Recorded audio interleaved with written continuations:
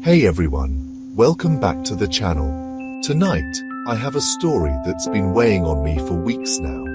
It's something that happened right here in my neighborhood in Yangon. Something that started with a simple, repetitive sound and spiraled into an experience that has genuinely shaken me.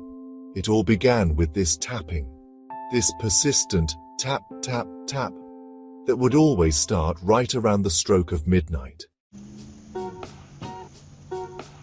Living in a busy part of the city, you get used to a certain level of noise, right? The rumble of traffic fading late at night, the occasional stray dog barking, maybe the distant chatter of someone still awake. But this was different. This tapping had a distinct rhythm, a deliberate quality that stood out against the usual nighttime hum. It wasn't like something falling or the wind rattling a loose shutter. It was precise, almost like someone was intentionally knocking. At first I tried to ignore it, figuring it was just some odd sound carrying through the quiet night. But it became a nightly occurrence, and what was initially a minor annoyance started to creep under my skin. Sometimes it would sound like it was coming from down the street, faint and distant. Other nights it felt like it was right outside my window, close enough to make the hairs on my arms stand on end. There was this unnerving feeling that it was getting closer each night, like something was trying to reach me. Being a university student, I have this inherent curiosity, this need to understand things. So, naturally, this mysterious tapping became a puzzle I felt compelled to solve. Every night, as soon as I heard that first tap, I'd become hyper-aware, trying to pinpoint its direction, its pattern. I started keeping a mental log, the time it started, the intensity, whether it seemed to be moving. I also began to listen to the hushed conversations of the older residents in my neighborhood. They spoke of the tapping with a strange mixture of fear and resignation. It wasn't a new phenomenon for them. They whispered about old legends, stories passed down through generations, linking the sound to a tragic event that had stained the history of our community decades ago. They said it was a bad omen, a sign that something was amiss in the spirit world. My neighbor, Khin, she's like a second mother to me, always looking out for me. She's deeply rooted in traditional beliefs, and she was particularly concerned. She told me in no uncertain terms to stay away from whatever was causing the tapping, warning me that some mysteries are best left undisturbed. She believed it was a spirit, restless and potentially malevolent. But her warnings, as well-intentioned as they were, only fueled my determination. I had to know the truth. My amateur investigation continued for days. I'd stay up late, straining my ears, trying to triangulate the source of the sound. My mental map started to focus on a narrow alleyway a few blocks from my house. The tapping often seemed to originate from that direction before seemingly moving towards the quieter outskirts of our neighborhood. It was like it was following an invisible route.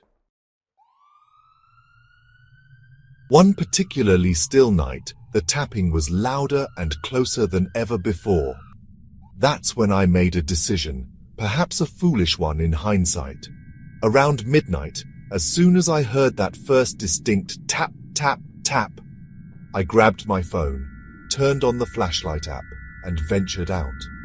The streets were mostly deserted, the usual city hum replaced by an almost eerie silence, punctuated only by the rhythmic tapping. I walked towards the alleyway, my heart pounding in my chest. The dim glow of the streetlights cast long, distorted shadows that seemed to dance with my every step. As I entered the alley, the tapping became clearer, echoing off the brick walls. It definitely felt like it was coming from deeper within the darkness. I hesitated for a moment, a knot of fear tightening in my stomach. But the need to know pushed me forward. My flashlight beam danced across overflowing bins and graffiti-covered walls, The air was thick with the smell of damp concrete and something else, something faintly metallic and unsettling, like old rust. The tapping continued, steady and insistent, leading me further into the labyrinthine alleyway.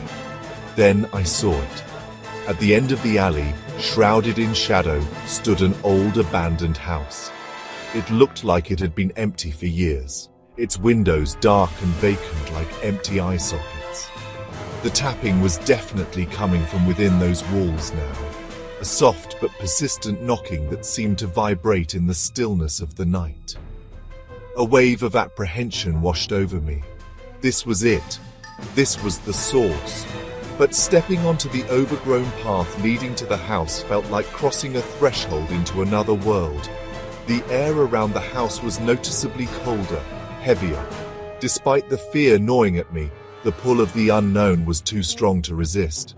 The old wooden gate creaked ominously as I pushed it open and stepped into the overgrown yard.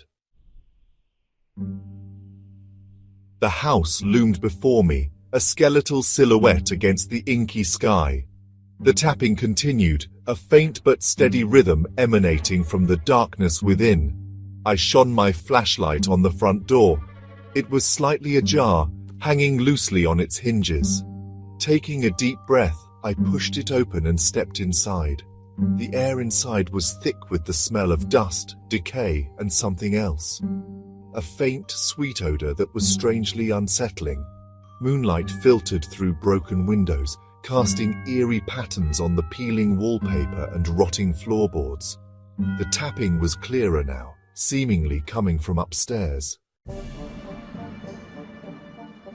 I moved cautiously through the ground floor, my flashlight beam revealing empty rooms filled with decaying furniture draped in cobwebs. Each room felt heavy with the echoes of the past, a palpable sense of lives lived and then abruptly stopped. The silence between the taps was almost more unnerving than the sound itself, amplifying the feeling of being completely alone. Or perhaps not entirely alone. As I started to ascend the creaking staircase, the tapping grew louder, more insistent. It felt like it was beckoning me, drawing me further into the heart of the house. The wooden steps groaned under my weight, each sound amplified in the oppressive silence. The tapping was coming from a room at the end of the upstairs hallway. The door was slightly open, and well, a sliver of darkness was kind of beckoning me. I hesitated, my hand trembling as I reached for the doorknob. What was on the other side? What was making that incessant sound? Taking another deep breath, I pushed the door open and stepped inside. The room was small and sparsely furnished. A broken rocking chair lay on its side, and dust motes danced in the beam of my flashlight. And in the corner of the room, I saw it. A small wooden music box, sitting on a dusty table. It was old and tarnished, but I could see that its lid was slowly, rhythmically rising and falling, creating that tapping sound. A wave of relief washed over me, quickly followed by a fresh wave of unease. A music box, that was it? But why only at midnight, and why did it feel so significant? As I approached the table, I noticed something else. Scratched into the dusty surface around the music box were strange symbols, symbols that looked ancient and unfamiliar. And as I reached out to touch the music box, the tapping stopped. The room fell silent, the silence more profound and unsettling than before. Suddenly, the air in the room grew cold, a bone-chilling cold that had nothing to do with the night air. I felt a presence, a heavy, oppressive feeling like something was watching me, breathing down my neck. The hair on the back of my neck stood on end. Then I heard it. Not the tapping this time, but a whisper. Faint at first, but growing in intensity. A chorus of voices swirling around me, just below the threshold of understanding. I couldn't make out the words, but the tone was unmistakable. Sorrow, despair, and an undercurrent of something angry. I backed away from the table, my flashlight beam shaking. The music box remained still, silent. The whispers grew louder, pressing in on me from all sides. I felt a cold touch on my arm, and a shadow flickered in the corner of my eye.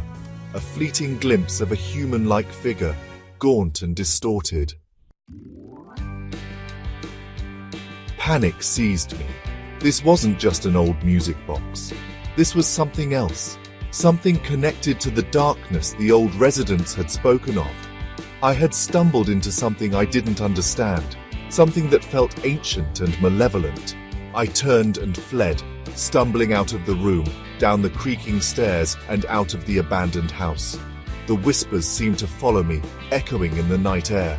I didn't stop running until I was back in the familiar safety of my own streetlights, my heart pounding, my breath ragged.